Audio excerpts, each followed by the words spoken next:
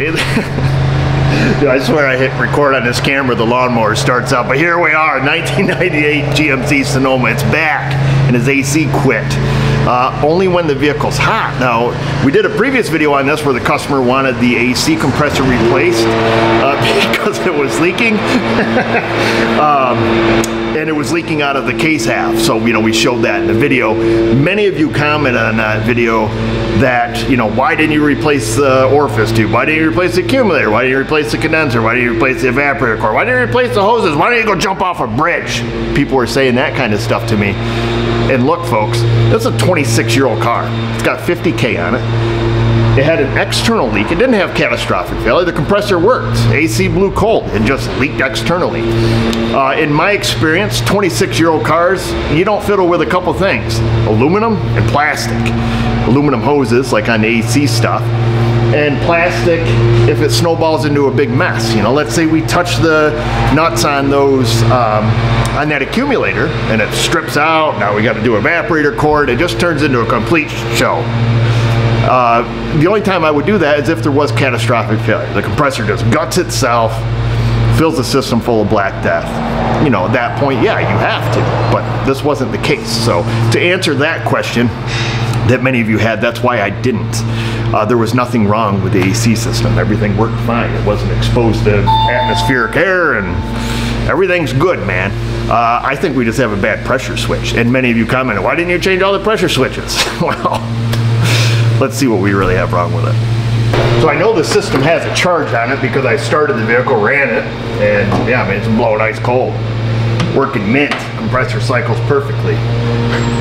But I did leave it sit outside in the sun, hot under hood temperature for about 45 minutes. I went out and started it. Now we have no AC. So let's throw some gauges on it. I got the AC machine here. We're just going to hook up the hoses from it. We're going to see where our pressures are at. So we'll get the high side here, and then we'll get the low side over here on the accumulator. Set our caps down. We'll just get a static reading here. And then we're going to look at some data also. We're going to fire it up, make sure that we have a command, and see if we just have a bad cycling switch or a bad high pressure switch on the compressor. And right now our static pressure is about 90 psi, 85 psi, but it's warm. It's hot under here. It's about 70 in the shop. So that's about what I would expect. So we're about 85 psi. High and low side should match. The system's equalized. Let's go ahead and fire this little guy up.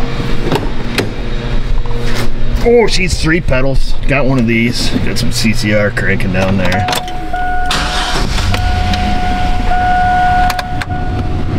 AC's on. Full beans.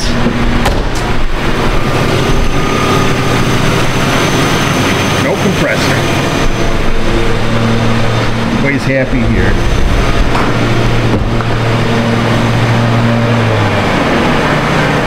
Dude, I swear that dude mows his lawn 3 times a day. We're going to go engine data too. And we want to look at some air conditioning data. We're just going to come up to our search. We're going to go AC. No, we're going to go // there we go. AC request yes. Relay off. Evaporator switch open. High switch open.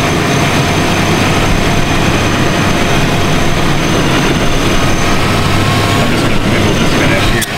Hey, what do you know? What do you say? Oh. Close. So close should work.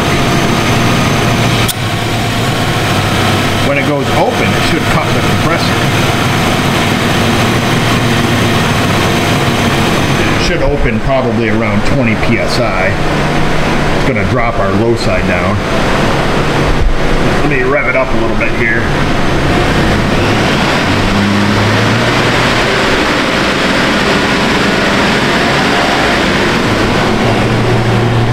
Vehicle might be too warm now to cycle the clutch. See, when we unplug this, it should go open.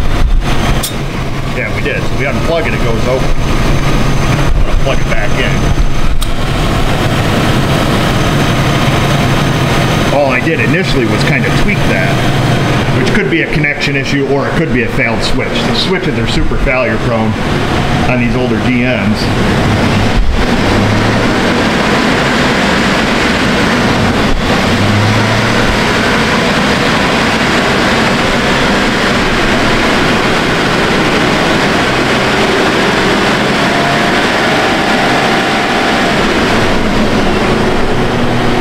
We gotta get her down around 20 psi on the low side here. We leave the hood open here. It should be cool enough. Oh, we got the AC on full blast, don't we? Here, let's. Oh yeah. Oh, she's cold. Let's slow her down to speed 1. That should change our low pressure here.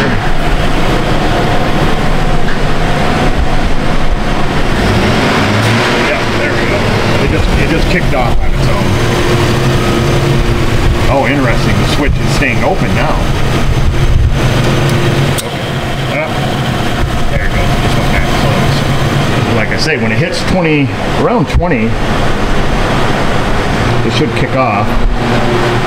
We're at 21. We'll have to listen for it. Yeah, it just kicked off.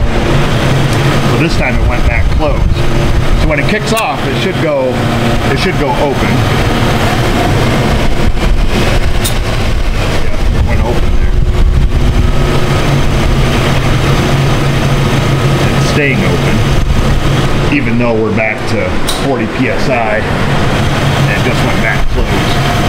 I guess to prove this, I guess what we can do, we can unhook our gauges. We don't need them anymore. We know the system's full. Let's go let it sit and get hot again and see if this just stays, see if that just stays stuck open. I imagine it will be. So I ended up moving it, left it outside in the sun. Let's see.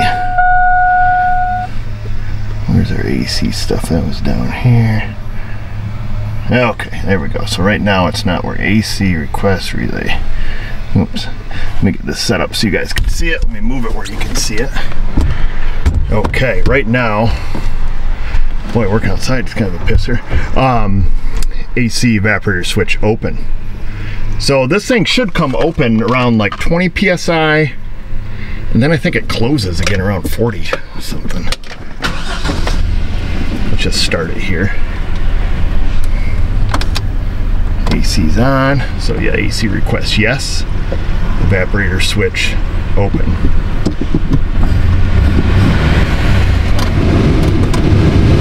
Doesn't matter what we do.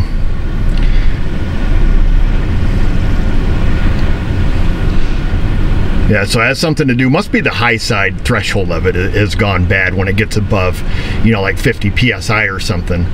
Because I think if you remember right, when we saw it, when it would close, or when it would open around 20 psi, it would immediately go closed again. All right, so yeah, it definitely has something to do with getting hot, hitting its high side threshold. So that's all it has to do with the heat. It's not so much the, you know, the heat as it is, you know, the heat making the, you know, the pressure higher. So let's swap out this switch real quick. So technically we should be able to do this without removing the refrigerant. Technically, as long as the Schrader valve's not stuck. If it is, we'll have to pause the camera real quick. Alright, it's not stuck, so we don't have to pause the camera real quick. And, you know, recover the refrigerant. So we're going to take the O-ring off here.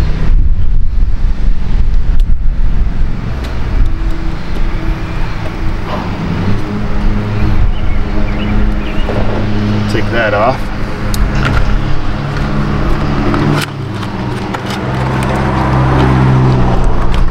Get our new switch here from Four Seasons.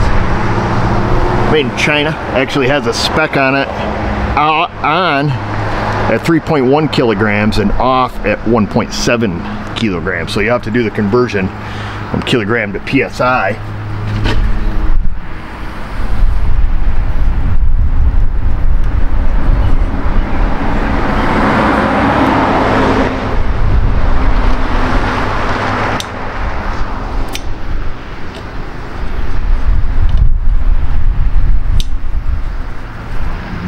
I just heard it. You can hear it click the switch as soon as we plugged it in there.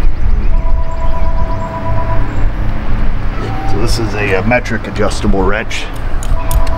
How do we know it's not a pin connection? That's a great question. Because we're going to do a drag test on them. That's how we know.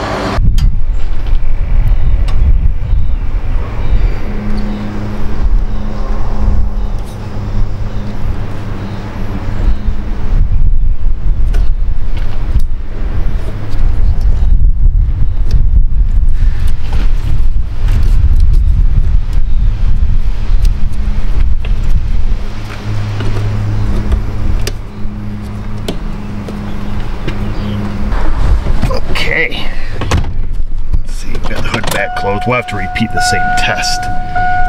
Try to get you guys out of a glare here. Whoops. Live data. Let's shut this thing off. I'm going to go back to AC, and it is closed. Okay, let's fire this pig up here. We're clicking on just one click. AC request yes, AC relay on. I don't know if we're going to hit a low enough pressure to cycle the compressor. We'll leave our blower on low, so hopefully let me give it a little gas here. I expect to see it go open and then stay open momentarily until the low pressure gets high enough to kick it back closed. But we'll see. Might have to pull it inside for that. Should have left the camera running. Yep, there it goes. Goes back closed again. Here, I'll give her some gas. Okay, it went open. Now, like I say, if we had a gauge on it, we would start seeing our low pressure coming up and up and up and up till it hits, you know, 40 some PSI, goes back closed, kicks back on, and then as our low pressure goes down to, you know, around 20 PSI, it's gonna open that circuit again. Back open, and then waiting for low pressure to rise again. So take a second here, and then it goes back closed. So should have been, you know, immediate clue there. I guess I didn't mention it when we were first looking at it. The second it came open, it went right back closed again.